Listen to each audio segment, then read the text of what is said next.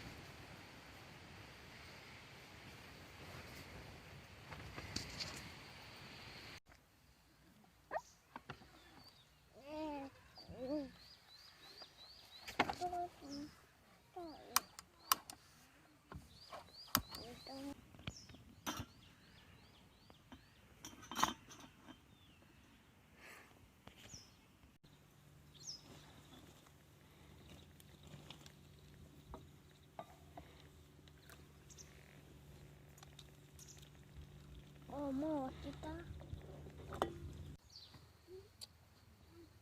んな太陽が出てなかったから帽子かぶることがなかった。落っこちそうだなと思って。まあいいよ。